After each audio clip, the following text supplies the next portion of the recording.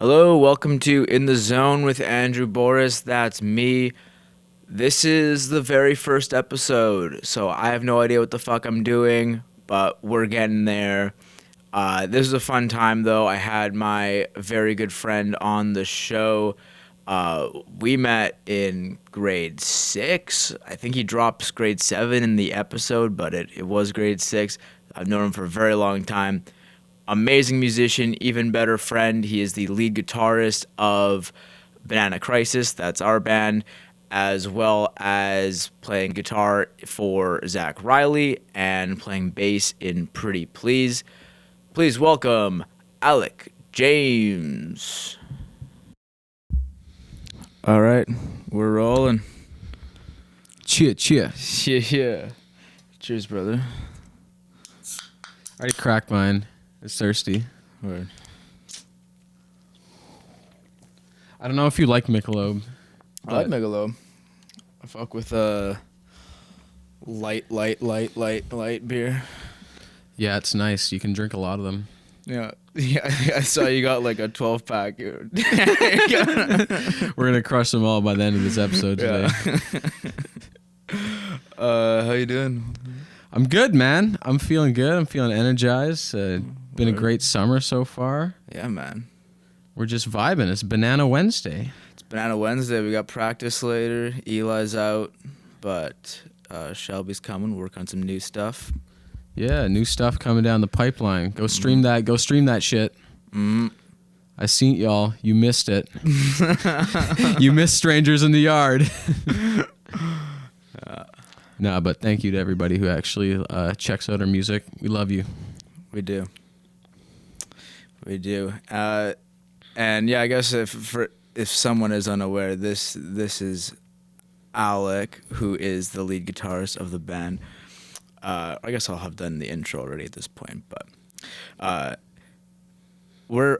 new to the show. You're new to this show. We're all new to this show. The show is In the Zone with Andrew Boris, and we're having a good time. Off the top, what have you been listening to recently? Oh, man. Well, I'm going to see Oasis in August in Toronto.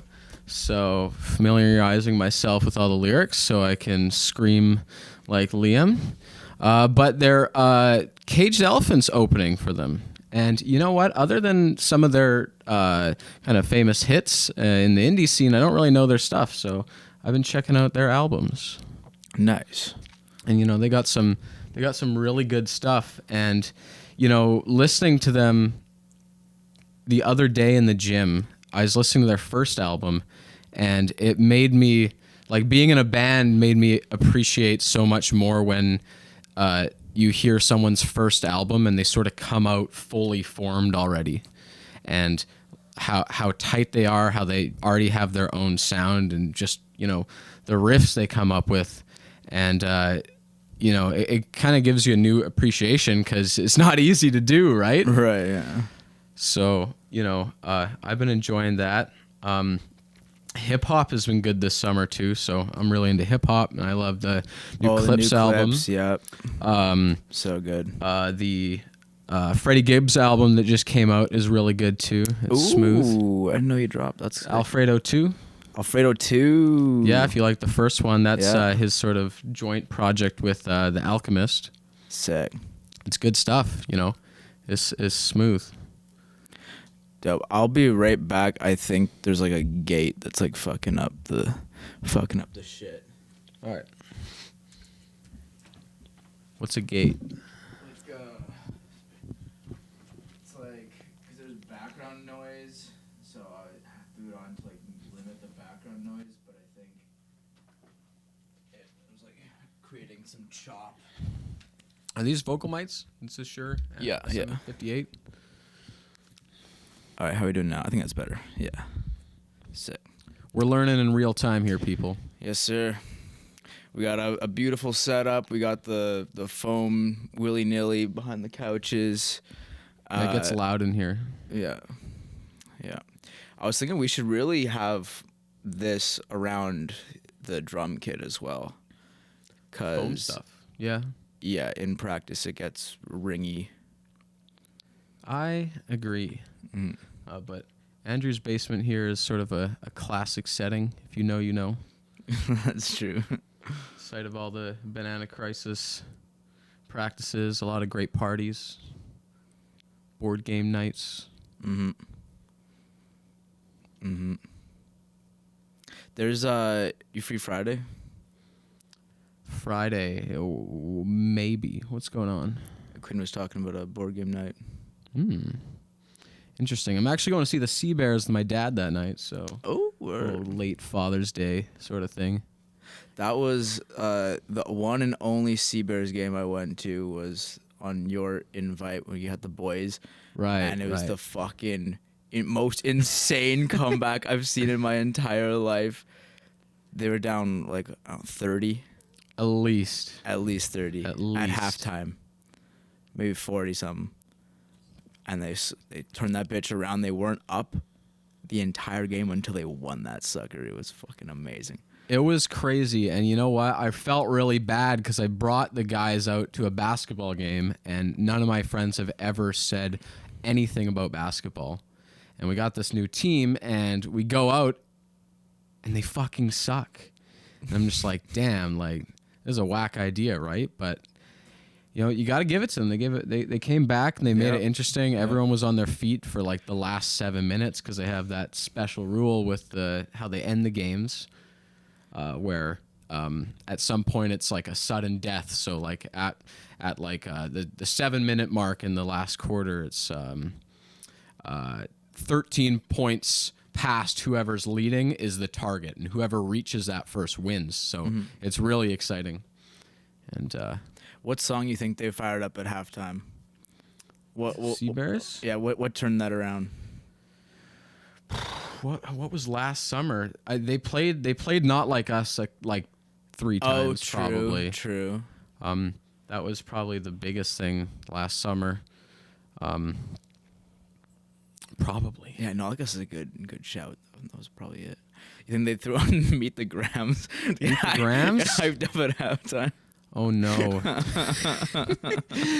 Oh man, that would scare everybody away. It might work. It might be a good use of like some psychological warfare. Yeah. Like make the other team sad. Like, can you really perform well when you're sad? Oh, I was thinking like in the locker room. Like behind closed doors, they got to get amped up. To get themselves hyped because up. They've been sucking, and like someone's on aux and they're like what's turning this sort of thing around, and then you hear the ding, ding. Oh man. But yeah, definitely that song. I don't know. I can't even remember what anything else came out last summer. I guess none of those guys really looked like they were into Brat. Yeah. I didn't really get that vibe from them. Maybe like on the low. Yeah. If they have over-ear headphones. They in got the a gym. couple of guys in the Brat for sure. Maybe. Yeah. Maybe. Pink Pony Just, Club. Yeah. Walking in 365 go bumping that. As soon as they see the other boys, like, oh, I was listening to fucking Drake. So Yeah. Something like that. Metal. Yeah. Gojira. Yeah. I was listening to yeah. Literally just whatever the opposite is. Yeah. Cool, man. You were performing without me while I was gone quite a bit. You played with Zach Riley with Pretty Please. Mm-hmm. What were your stage experiences like in that time?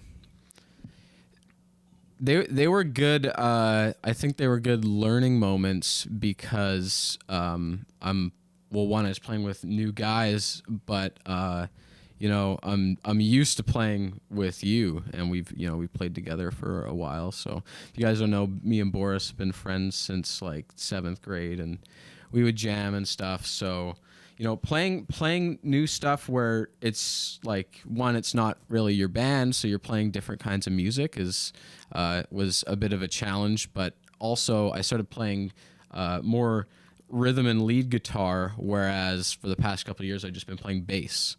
So I had to sort of adjust to that. I feel more comfortable on bass actually on stage. It's sort of more of a vibe, whereas the guitar I feel like I don't know. There's something that has to be more precise about it. I guess like more you're thinking about what you're doing more. Because the bass kind of like you just lock in, you know what you're doing.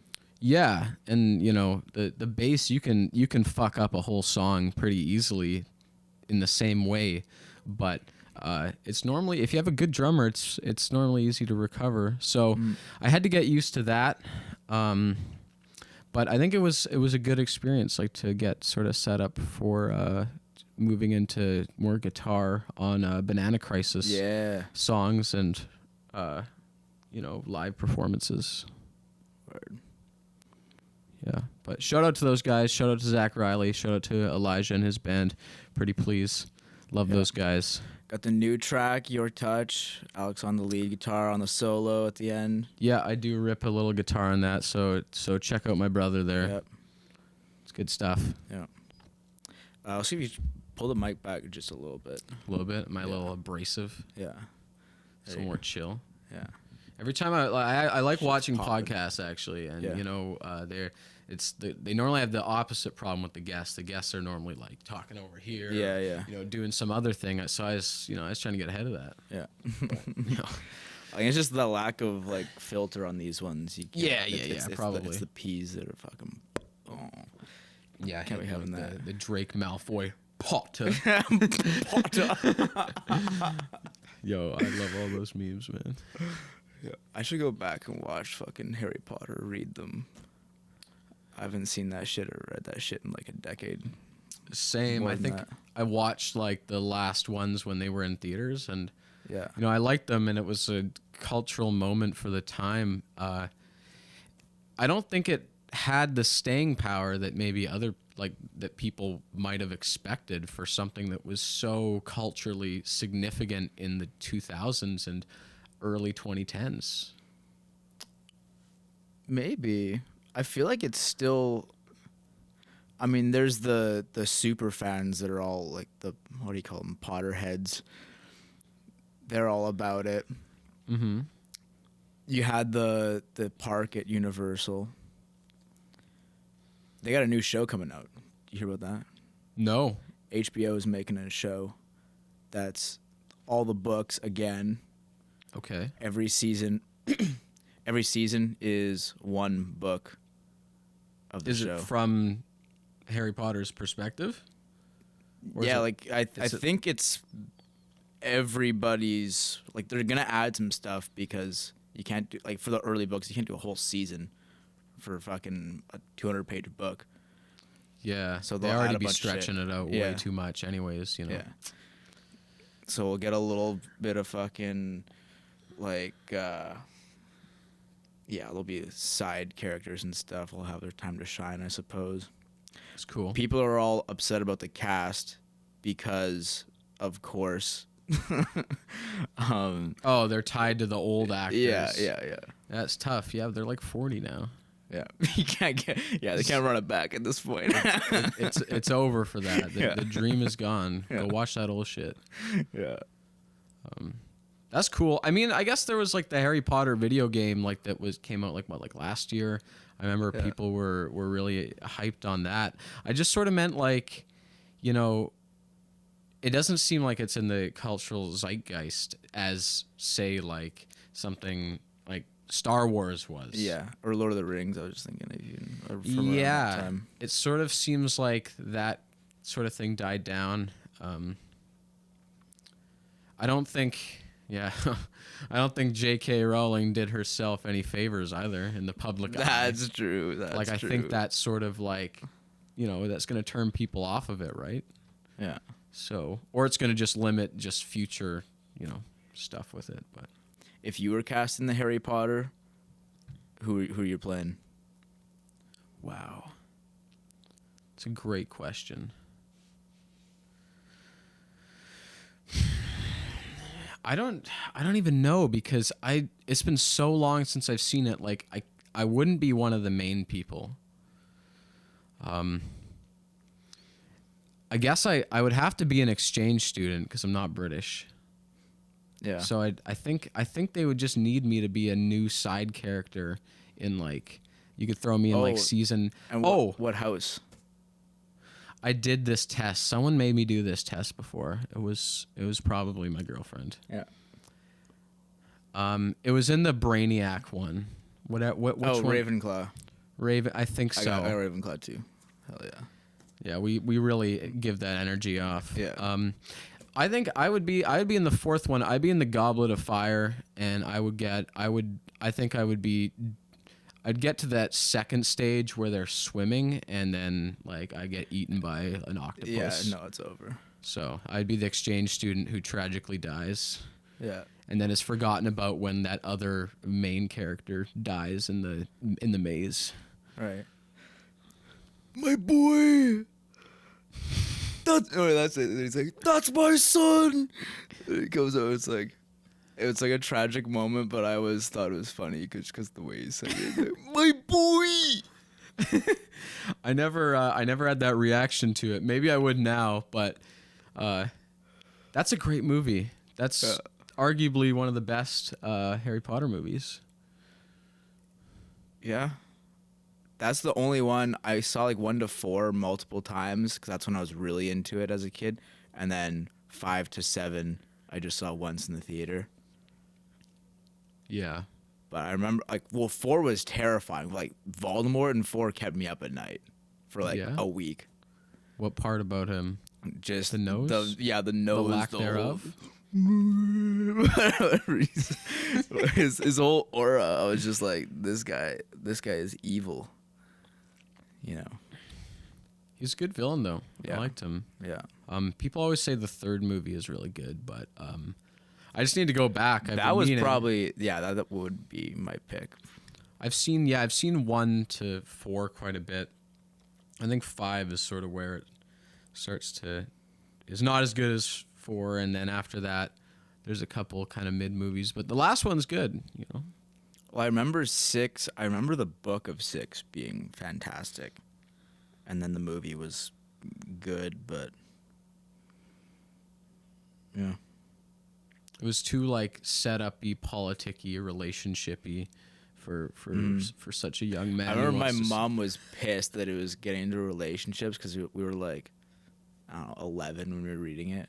Yeah. Like 12. And so I as soon as I get into like 5 or like 4, but then especially 5 and 6, and then there's all this like snogging.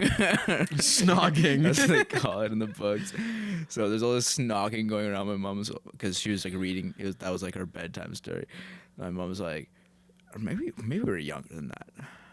Maybe we were around that one 10. probably came out, like when you were 10 or 9 maybe or something, younger, maybe. But so yeah, she's all pissed. She's like, "Oh, this used to be whimsical, and now they're all fucking." Like, they're snogging. Snogging. Right. There's only so much wizard bullshit you can do. Yeah. At some point, someone's got to fuck. Yeah. It's the cycle of life, so guys. True. It's so true. That's funny. I didn't think we were going to talk about Harry Potter today. Yeah, me neither. That's how it goes. That's what just happens when you're in the zone. Yeah. I'll stop being corny. No, it's good. What else have you been up to? How's your summer been? My summer, apart from we've been seeing each other a lot, but no, but the people out there don't know. My summer's been good, man. I've just been working. Got my thesis defense next week, so I've been working on that. But I'm sort of trying to also have fun, so been going to the beach, taking it easy. Got a new school program in the fall, so sort of trying to enjoy my time while it lasts before I jump right back into something new. Mm-hmm. Yeah. How about you? What's it been like being back in Winnipeg? Winnipeg's great. Love Winnipeg. Well, recently I was at this rave. Do you know I was at this rave? In Kenora. Right, I This heard past something weekend. about that. Yeah. It was sick. It was with like the folk groups. Like we had like Shelby out there and the whole squad, like 15 people. Graham was out there and Sam. Nice. And yeah, it's just like in Kenora, which Kenora is beautiful, by the way. I hadn't driven through there in like since I was a kid, and yeah, drove through there on Friday, getting out to the cabin. I'm like, yo, this is like a gorgeous little town. I love it. Yeah, it's amazing. We're not that far from it. We're sort of in this very flat land, and you start going out of the city, and all of a sudden you hit like the beautiful Canadian Shield. Yeah. I don't think I've probably been through Kenora before, but I have family who lives back in Thunder Bay, so we always sort of go around it. But there's lots of like sick lakes, and you drive through all those rocks that have been blasted out, which is crazy. Yeah. But yeah, I'm glad it was a good rave. Did you know anybody there, in terms of the performers? I had heard of Imanbek, because he has that Roses remix by St. John. Okay, Not familiar. It's like, I've probably heard it. How does it go? I'm a minute, down the road.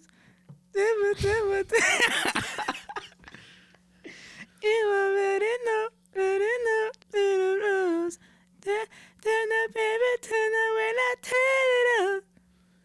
I think if I knew it, your rendition would give it away. Yeah. But unfortunately I don't. Not really into EDM too much, actually. Me neither, but that one popped off. The original is actually great. St. John rapper, he's great. But so I'd heard of him through that song, and then Nostalgics I had heard of, because I think she's Canadian, or maybe even Manitoba. I don't know. She plays a lot. But yeah, mostly just there for the vibes. Crowd was great. They had a mechanical bull. Did you ride it? Of course I rode that shit. I crushed that shit. Yeah, how many times I was did on it there for go like back? 6 minutes. 6 minutes? He's capping. No, I think I actually got Graham filmed it. I think I got like Oh, so we can see it. yeah. Let's insert it in post. Here's Boris making a fool of himself. Or me making a fool of myself if he just killed that shit. Yeah. Let us know down in the comments. Yeah. And I'd show it to you right now, but we got my phone filming, so it's not worth it. But I'll show it to you later. I can't wait. But I think I hit like 20 something seconds. I didn't know this until after, but like you can do the proper bull riding is like you have the one hand, because your other hand has the hat and you're going like right. So I didn't consider that angle, so I was two-handing it. Okay. One in front, one in back. You probably didn't have the hat, right? No, I didn't have the hat. Yeah. Okay. So I don't know if it even really counts. Yeah, we'll give it a pass. First try. Yeah. First try. Did you Google how to do it before you went? Yeah, you just stay on that shit. There's some technique there. There's some like to riding it. You gotta kind of dip with it or something. I don't even want to try. Yeah, you definitely want to like. You definitely want to. You definitely want to like move your weight around. You don't want to be stiff. I feel like I was pretty stiff, but I still ended up doing decent. Did everyone else do it? We had a good amount of guys do it. Sully had a great time. One of the guys in the squad. Sully, this was a highlight of my night. He's a fighter. He's like an MMA guy. And so Shelby and I were taking turns like coming at him with 2 knives. I mean, like, how would you and he's like, well, you wouldn't have 2 knives. Like, but we do. It's right here. I'm right here. I got 2 knives. Like, what are you doing? And so he's like, grab the first hand, and then of course the second hand is coming up. But he's like, no, but it doesn't matter. And then what I always thought, like, there's no way he can get past the second hand. But then he did it like full speed. He grabs my arm, just fucking yoinks, spins me around, like absolute manhandles me. Fucking yoink, spin around, and in 2 seconds, I'm like literally like 1.6 seconds, he could kill me. It's fucking crazy. If you had 2 knives. Yeah. Boom, boom, boom, boom, dead. See, I just run. Yeah, me. That's my strong suit for sure. I'm out of there. Like, just because you want to kill me doesn't mean I want to kill you. Yeah. You know, I think I got better odds. Yeah. But I mean, that's good to know. I mean, you can roll around Winnipeg with him safe. Yeah. Because that was the question to start it. Shelby was like, who would you have, like, if someone needed to, like, if you needed a boy to back you up in a fight, like, who would it be? And I'm like, well, Sully. Well, Sully's also right there. But I was like, yeah, obviously Sully. But if it wasn't Sully, Adam also, who is there as well. Adam He's and a big Gord over guy. there. And we're talking about, because Nealon has the size advantage, Yeah. but Adam's thrown some punches before. Nealon, I don't know if he ever has. No, I mean, we as kids, we used to like wrestle and stuff. And because we were really big into WWE, so we would have like all these wrestling moves, and he's strong. Like, I don't think I've never seen someone try to fight him, because like he's like stiff armed me before, and it's like you're just not gonna get past. Oh that yeah, no. if you don't have the strength. I guess that's part of it of why he hasn't gotten into fight, is because who the fuck is picking a fight with him? You're not. Yeah. Maybe I've seen Nealon talk to people like sternly before, and you can just visibly see that they're kind of like, they kind of roll their shoulders and like roll back down. Yeah. It's like, Yeah. yeah, there's an advantage there for sure. I've never been in a fight because I wouldn't win. So I've never thrown a punch, never taken a punch. I'm always like, you got to go pacifist mode. It's good to know yourself. Yeah. It'll serve you well in life. I'm not much of a fighter anyways. But I'm trying to think, other than like a schoolyard fight, I guess I haven't really. Just like a wrestling match. Mm-hmm. Maybe a punch, nothing real. I don't think I know anybody who fights. Like, it's just like it's a really stupid thing to do. Yeah. I was talking this guy while I was traveling. He was from Dubrovnik, but he was saying that like at like music festivals over there in like the Balkans, like there's always fights going down. And he was like, I was staying at a boxing gym. That's where I met him. That's why we were talking about this.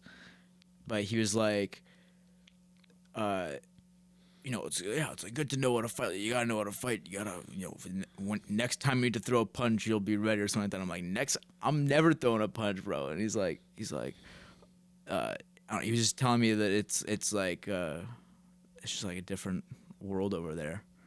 Like I still think if I was over there, I'm not getting into a fight. I just don't think I would.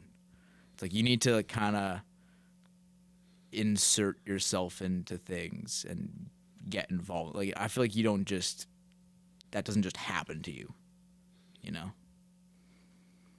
If you're at like an event, like maybe you get like mugged or something, that's a different thing. Yeah, but no one's just like, fuck people are this normally guy. looking for fights. I would say more often than not. Yeah. Or willing to bring it to the next level over something. Right. Yeah. What else we got? Let's talk music. Yeah, we've been really starving our audience with music talk so far, talking about a bunch of shit. You got the Osheaga hat on. We went to Osheaga a couple years ago. Great trip. Great place. Yeah. And what a wonderful city Montreal is. Really That was is. the first time I ever went. Yeah.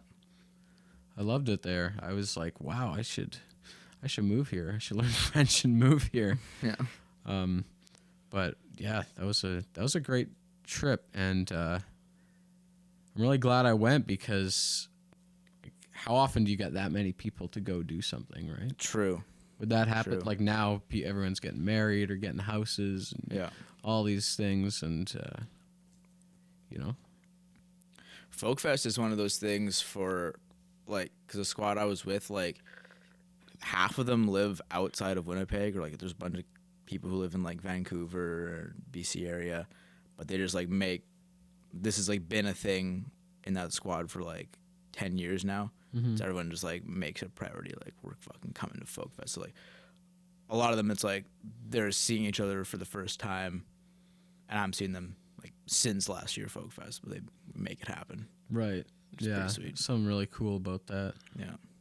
We got good things here. You know, we got Yeah. good music culture in this city that I think is easy to take for granted because you know a lot of other places don't have like the sort of scene that Winnipeg has, and you know I like living in a culturally enriched place. You know, Music scene pops off here. That's part of why I'm starting this podcast, because off rip there's like 60 musicians in the city that I would want to interview, and then right, all the people keeps rolling from the tap house Yeah. that we've met. Yeah. Literally, yeah. Like, yeah, I've already met, you know, a good 60 throughout how it happened on the show. So it's just like, just keep it rolling. Well, I really appreciate that you picked me for your sort of your debut. Yeah, of course, You know, man. I feel pretty honored. Day one, fucking bandmate. Cheers, brother. Cheers, buddy. Wouldn't be anyone else. Who you got for episode 2? Shelby. Shelby's on Friday. Shelby, nice. And then He's a good guy to talk to. I guess we'll hit Eli. And Jane's gonna be a fun one. Jane, I'm yeah, that'd excited be to have great. Jane on, yeah. Jane. Yeah. Oh, I'm doing this like camping thing with her in a few weeks. Oh yeah. Did she tell you about this? No. I guess I did tell her I was gonna invite you. I feel like you might not be interested, but it's like a Birds Hill musician camp jam thing. Sounds pretty fun. I guess it depends when it is. It's the August 22nd to 24th. Oh yeah. I will be in Toronto. Right. Okay. Yeah. Unfortunately, but that Yeah. sounds pretty fun. I will be. I will certainly be at your manhunt in the park. Yes. Yes. That's a gonna be wild sick. idea, and you know this is part of the reason why I love you, because you always have wild creative ideas that sort of keep things interesting. You Yeah. know, and so for people who don't know. Andrew here is organizing a manhunt game in Assiniboine Park, the biggest park in the city, with, what is it, 60 people, 100 people? I don't know. Like, we don't have. Last time I checked, literally no one signed the Google Drive doc, but a bunch of people said they were down. I'm hoping we get like 60. I think 60 is doable. I was telling Zach Riley's band about that. Yeah. And they're like, they want to come too. So Okay, we could let's probably go, let's go. probably get some people. That's what I'm saying. Like, who doesn't want to come play Manhunt? Like, it'll be sick as fuck. So I want to know though, how are you going to indicate that people are in the game? Because if there's 60 people, like not everyone's going to know everybody or who's all playing. Great question. So there is one. So okay. For sure, have a bandana once you're tagged. Once you're tagged, you put on a special color bandana. Yeah. And you also put in the Google Drive document that you're now it. So that's why we need people to join the doc so you can like keep track of who's it, who's Good not idea. it. And then that also allows us to see who's the last person not it. Because otherwise you could have like people who aren't it in different parts of the park, and we're not sure who's tagged first. Yeah. So once you're tagged, you throw on the bandana. Then the one thing is that doesn't help for if you're not it. So maybe we go 2 bandanas. One for it, one for not it. It's just an extra investment that I'd rather not make, but it might be necessary. One thing you could do is you could change how the bandana is worn depending on if you're it. So maybe like if the people who are it, maybe they put the bandana up on their forehead, and the other people sort of have it hanging around their neck, maybe. So it's I like that. Once you're it, you suit up. Yeah. And it have to be a bright color. Like, I mean, maybe some people will try to hide out in the bush, but it's sort of just like there'll be a lot of people there, right? And it'll be hard to say who's playing. Yeah. Yeah, I think think that's a good idea. I think you hit the bandana. There's still a different lot of spot. bandanas you're gonna have to buy. Yeah, it would be a lot. You have to go get the Costco size. I think Amazon probably has Yeah, Amazon. it's a good 60 pack, Yeah. 100 pack. Yeah. I'm excited, and then we'll have a huge prize, or as big as we can make it. I think if we have 60 people, everyone's putting in $5. That's $300. Minus call it like $250 because I have to buy the bandanas. Decent prize. Not bad. You can get like 2 Primo Jets tickets, like Center Ice, something like that, or like a Thermia gift card, something. Love Thermia. Yeah. And Jets would be good. Yeah. Oh, I wanted to ask you about, so back to the camping trip in the Oh yeah. in Birds Hill. So is it just like musicians getting together to jam in the forest for a few days, like sort of like your own mini folk? Basically, yeah. Except that, because I was telling Jane this yesterday, because they have a pretty strict no sound after 11. And we've gotten fined there. Really? one time, yeah. How much? It was like $100-something. What? And we were on one site, I think. I'm not sure if they would do multiple. They probably would just run up multiple if you're doing multiple sites. So what we'll have to do is go to the beach, which I think will be sick actually. Just head to the beach after 11, and we can just chill there for all night. It sounds like a great time. Yeah. That actually that reminds me of something I was talking about yesterday. I was leaving Zach's band practice, and it was a second band practice this week. And the first time I ran into this guy who was outside, and he was So you can just take a little bit further again. a little farther. Yeah, you're good. He was smoking outside, and he was like, "Oh yeah," he's talking to me about music and how he could hear us practicing, and sounded good, and whatever. But last night I ran into him again, and he was telling me about how he used to be a musician, and he played some pretty good shows with a lot of people at them, like a couple hundred people in Winnipeg. And he was telling me about this thing that they used to do, which I think is a great idea. And I'm going to share it now. So he said he used to throw these musician parties. And what you'd do is you would invite a bunch, 30, 40, however many musicians to your house, and only musicians. And everyone started drinking or whatever. And at some point, what they would do is they would divide up the people randomly into groups of 3. So these would be just people from all sorts of different musical backgrounds who brought an instrument of choice to the party. And they would have 1 hour to come up with a song or a piece of music in some of the different corners of the house or the yard.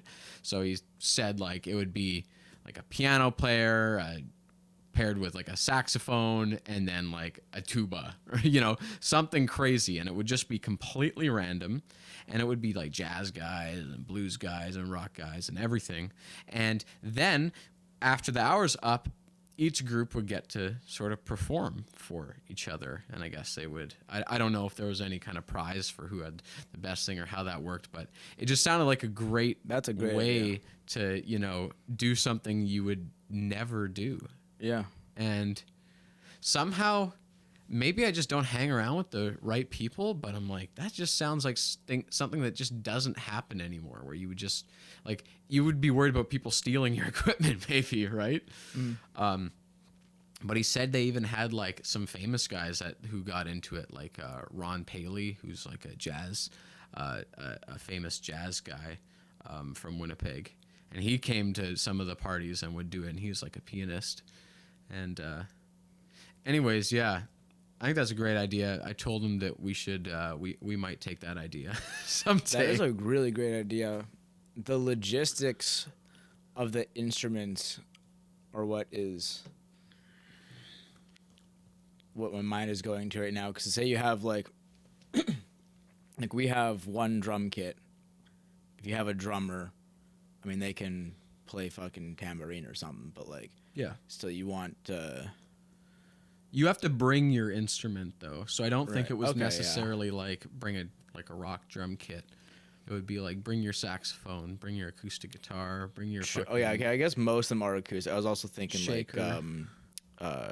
for keys, like just having to plug it in space. But I feel like what you're rocking with like 1 in 10 people coming are probably rocking keys. Everyone's doing acoustic stuff. So Yeah. And realistically, I mean, you wouldn't have to do it with an insane number of people. Like even with 21 people, groups of 3, that would give you 7 True. Groups. True. We said they came up with really cool stuff, and it was just a fun time. So, I think we should maybe organize that next summer. Let's do it. Let's do it. We could do it. I know a lot of people. I'll float that by everyone who comes in the zone. It's a good name, by the way. I like Thank you. it. Did you Google already to see if someone's taken that name? Yeah. In fact, I was maybe even gonna change it, and then you asked me like, "What's the name?" And I'm like, "Oh, well, that was the one. That was the closest thing I had to a name. So I guess we'll go with that for now." Britney Spears' album called "In the Zone" is the top result. Interesting. In the Zone podcast, there is a podcast called In the Zone. It's a football podcast. Don't look it up. But it's a football podcast with very few listeners.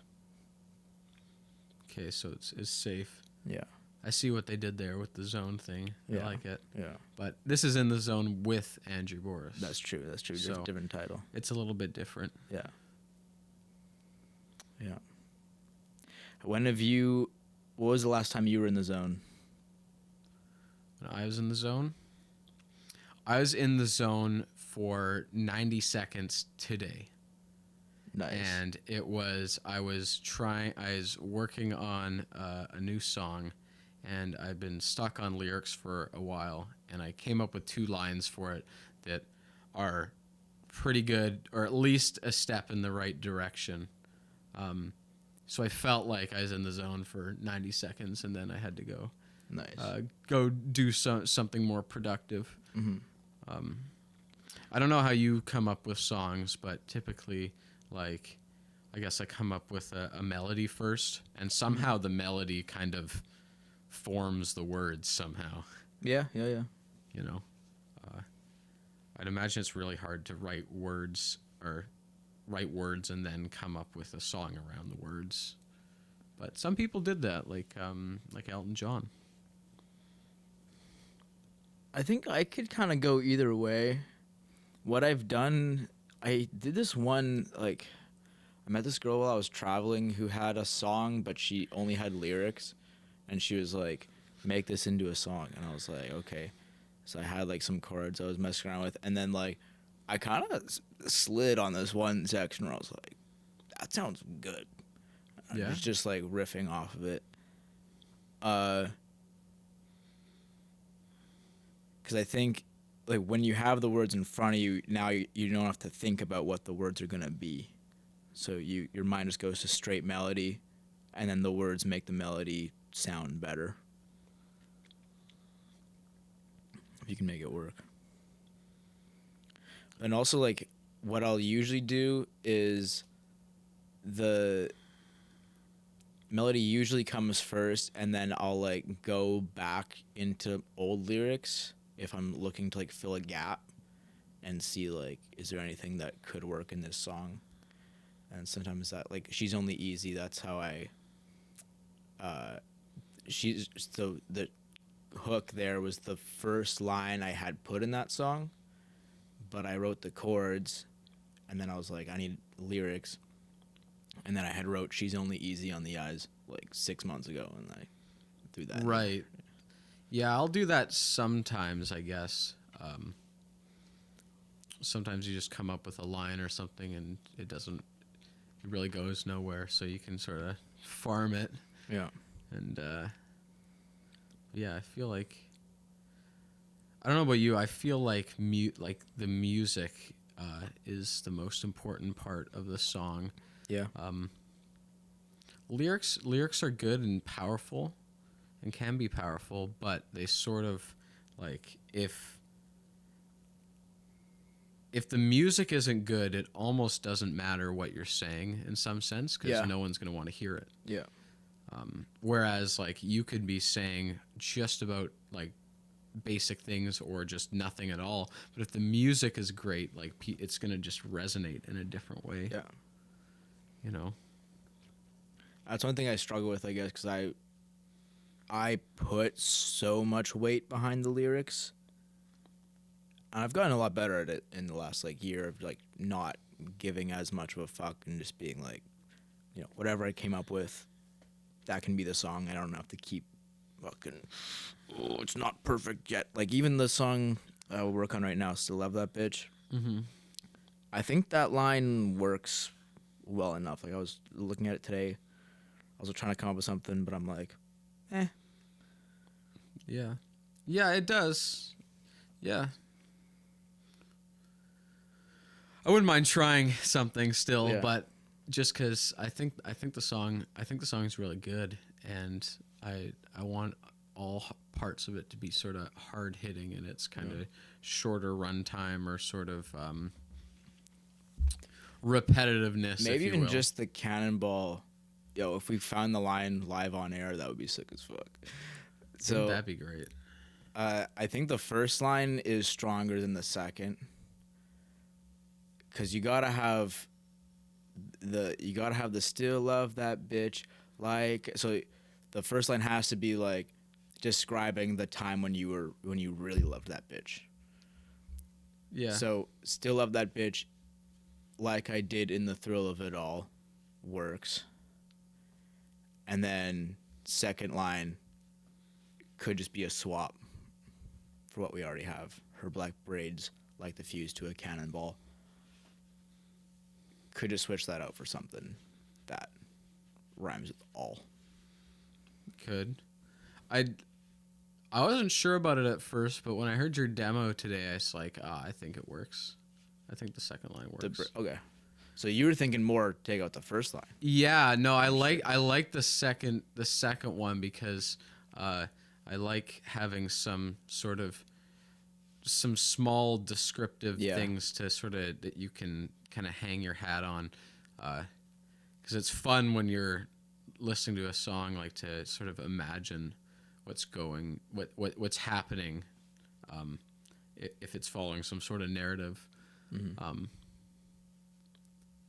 Yeah, I don't know. We can play with it. I mean, we got time. Oh, something about overalls. I don't know. The Overalls. some about fall, maybe. We'll figure it out. This pod isn't just gonna be us listing rhymes for all. Yeah, this is like the sort of boring part of, I guess maybe, or sort of tedious part of trying to write a song or something that most people don't think about necessarily. It's just reminded me of a John Mulaney bit where he's talking about he used to work at SNL and Mick Jagger came in as the host one day or as part like with the Stones, and they were like writing a song for the show. And so Mulaney's like writing a song with Mick Jagger. And he's just going down. He's like, hey, we need a rhyme for bat. And he's like, cat? Mick Jagger's like, nah. He's like, that? He's like, nah. He's like, Matt? And Mick Jagger's like, yeah. And Mulaney's like, is this how you write your songs? That's funny. Just imagining Mick like not really contributing anything, but just being like, yeah. He knows what's good and what's not good. Yeah. Does not even go down that path. Yeah. That's funny. I was like a few weeks ago, Neelan and Ty were over, and we wanted to write a song, or it was Ty's idea to write a song. I showed you the song, but we're like, so I started like coming up with stuff, and then Ty's just sitting there like, no, I don't like this. I don't like this. I don't like this. I'm like, okay, well, do you want to write a song? Or you just want to tell me when it's ass? He's like, just want to tell you when it's ass. I'm like, okay. Yeah, it's not so much the writer; it's more like the executive producer, Yeah. just like or the A&R. Yeah. It's like, no, shit, Yeah. it's not going to be the single. What do you think's our big single of what we got? Is it still Perfect Crime? Yeah, I think so. I mean, that's the song I think that everybody, even when it was like in its kind of more infantile stages as a song, like people identified like liking the most out of all the ones we performed. And not that we performed that many, but you know, people really liked that one. And I think it has like a pop rock appeal that some of our other songs don't have, which is fine. Like, I don't necessarily want to have like to write things just for it to be popular. It's good to have one of those. Like, I know a band like Radiohead used to love to kind of shit on Creep, but it's nice to have that in the tuck, you know, so that you can make your bleep bloop music as well and have it ring off. Like, if you didn't make Creep, you wouldn't maybe have the luxury to sort of do that. True. But if I'm thinking of all of them in my head, I think that one sort of has the widest appeal. What are your thoughts, though?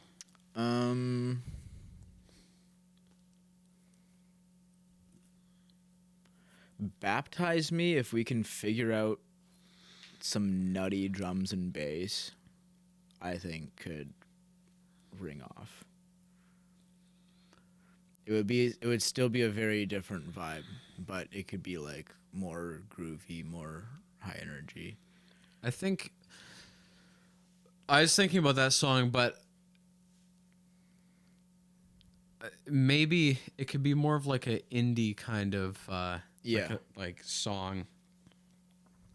Like, it sometimes it's hard for me to put myself into the shoes of a more casual sort of listener, because I listen to things like pretty intently, and just hearing lots of things. Like, I seek out certain types of music, whereas, you know, a lot of people are very passive in the way they listen to. So when I hear Perfect Crime, I can think of somebody just, you know, hearing that in their car, or their friend play it and be like, I like that song. It's catchy. I like the shoes line. It's got, you know, that's really what makes a song, I think. Yeah, a lot of people like that part. Yeah. You know, it's got some sort of classic like pop rock, a little bit punky kind of guitar sound in it that, you know, some of the other songs, at least now, they don't have. Yeah. So, but, you know, Baptize Me, I think that will be a really good song. I like that one a lot. Mm-hmm. I don't know what you sort of goal, though, with the music you make. Is it that you want the most amount of people to hear it, or is there something else that sort of drives you to do this thing? You know, in a world that has endless songs and albums being produced, and with sort of the threat of AI music kind of looming over our heads, what possesses you to stick with it? Great question. I think I just want to make good shit. Yeah. It's like, want to make something I'm proud of. Who? Or whom? Yeah. Is that the correct one? Whom is. I think good to me first and foremost, because I don't want to be played, like, I don't want to play a bunch of songs I hate.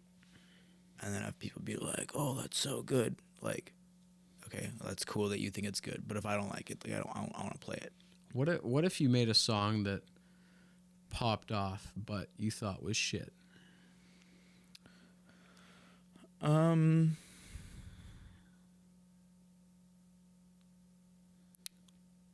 I think I would still play it,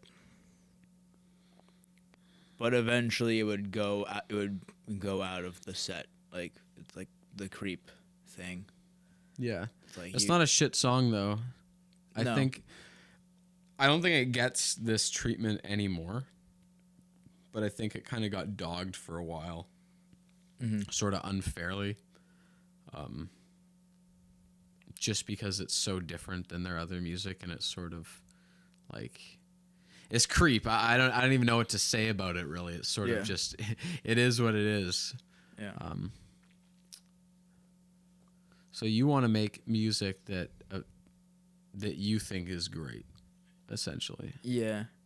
Well, I want other people to think it's great too, but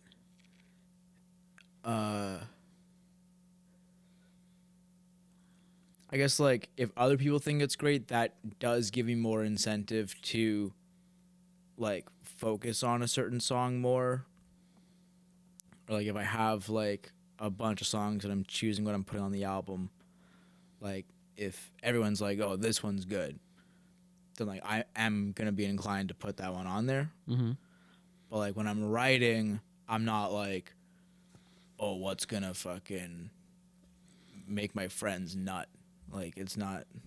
It's Hopefully nothing. I want to get my nut off.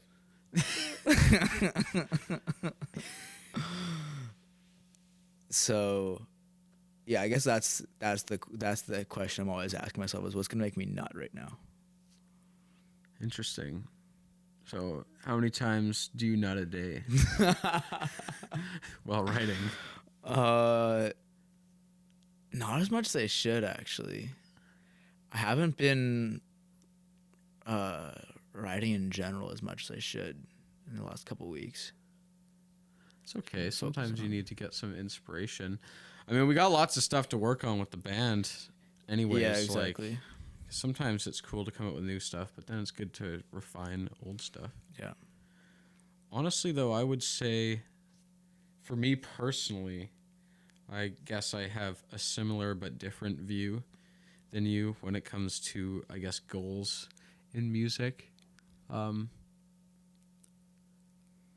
I would want I want our stuff to I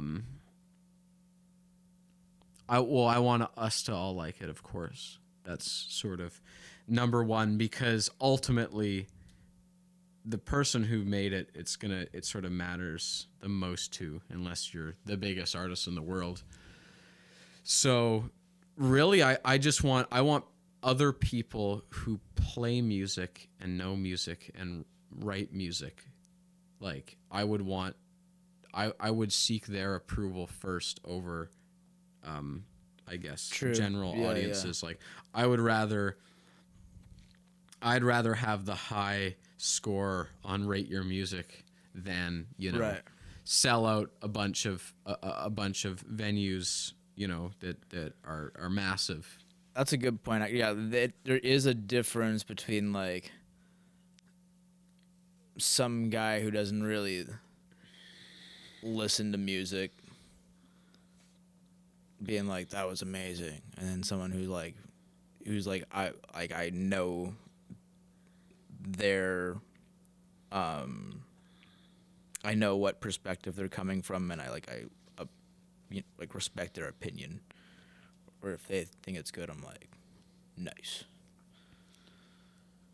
But honestly, that's still secondary. I just want to. I like goal in really anything I do is like it's got to be something that's like it's got to be true to your soul, and it's got to be something that you like doing, that you would continue doing even if you're not really getting everything from it.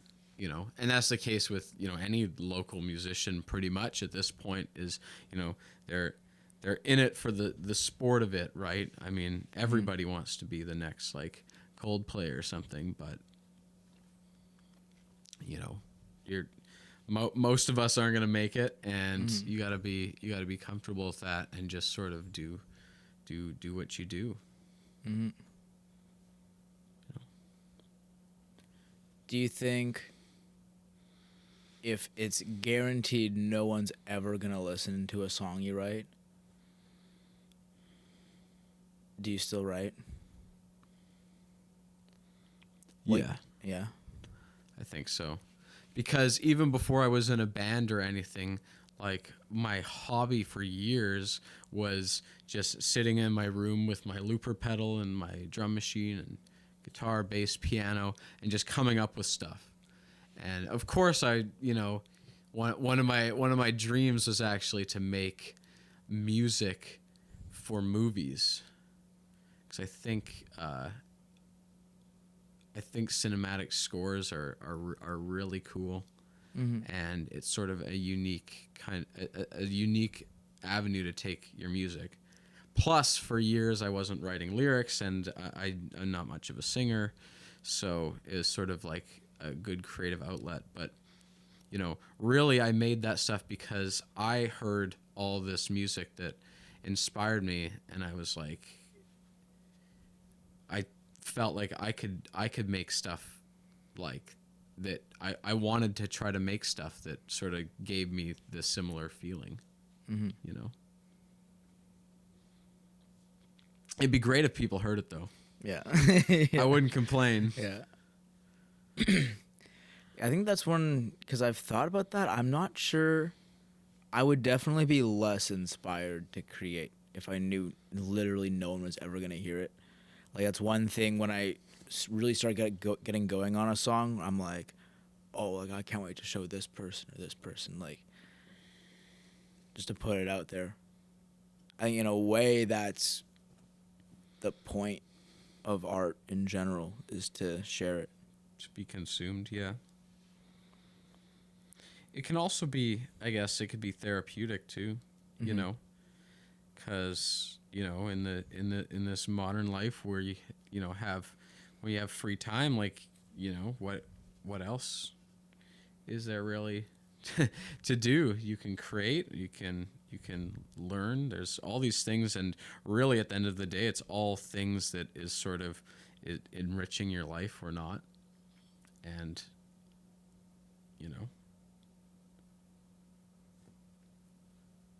yeah. Yeah. I think it's a great hobby to have, but certainly music has always been used to sort of communicate ideas and stuff with people. I find playing in a band, I'm more inspired to pick up my instrument, because it's sort of something to look forward to, right? Yeah. Yeah.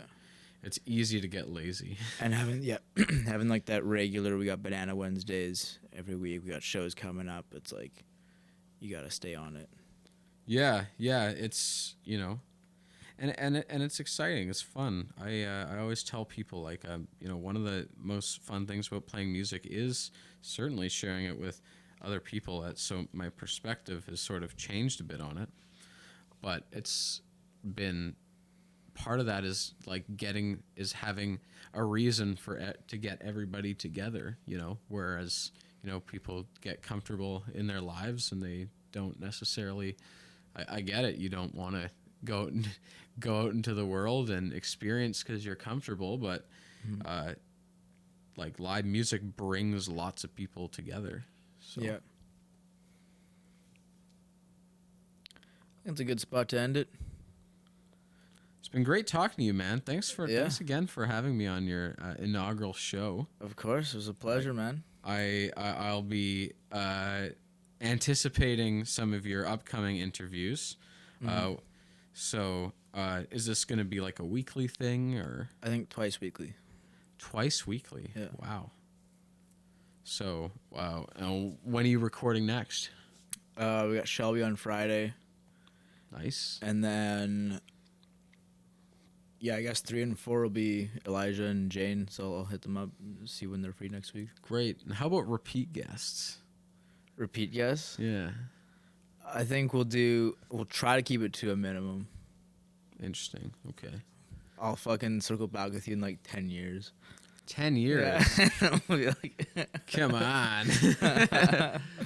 Well, I'm curious to see how it plays out. I want to see. Or no, what we should do when we put the album out, we'll do one with all of us. With all of us? Yeah. Do we have enough mics? We'll have to get some more mics. Let's get some more. We'll share a mic. Just pass it. Yeah. That sounds great. Well, I wish you best of luck, my friend. Thank you, brother. I'm sure it will be great. You already have an audience. Yeah. Until next time, stay in the zone. I was gonna say that. Stay in the zone. Zone.